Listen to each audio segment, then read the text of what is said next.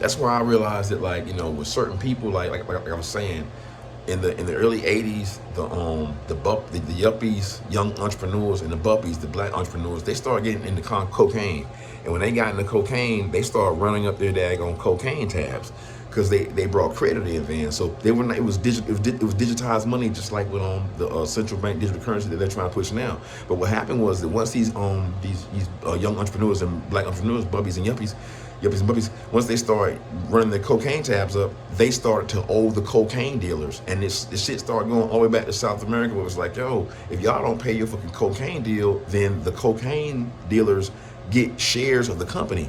Because like I say, these were high-powered stock traders, like what was it, a Wolves of Wall Street type thing. These were high-powered stock, brokers, stockbrokers, and traders and whatnot.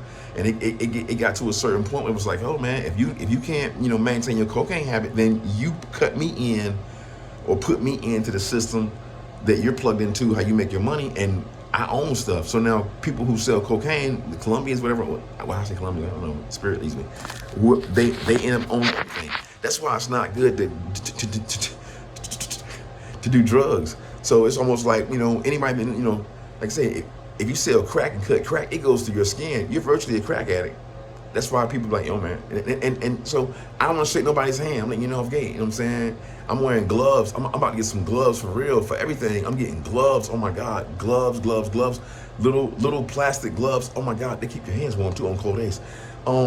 People who, like I say, the Japanese don't touch you. They just be like, hold on. And they keep their eyes on you. You know what I'm saying? But the whole deal with me is like, people are out here getting social credits, you know what I'm saying, turning off whatever, because we owe so many people money, which is really, you know what I'm saying. But my whole point with drugs, though, the Bible says, if I glory, I much rather glory in my infirmities. A lot of people use drugs because they feel like, well, everybody around me is doing good.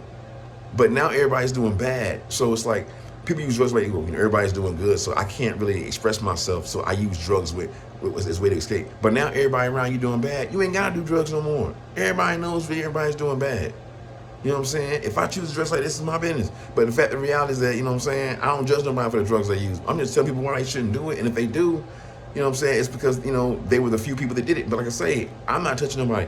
Heroin goes to your skin. You know what I'm saying? If you have sex with a person that uses cocaine or heroin, when they ejaculate, or if you in her vagina, like I said, if a woman does cocaine or crack, you know what I'm saying, and you have sex with her, you're gonna be just fucking her, and you're not gonna even come. You don't even know why, because you're being numbed up by the secretions, her vaginal secretions that have the cocaine or the heroin in it, and then even more so than cocaine, the heroin will have you addicted.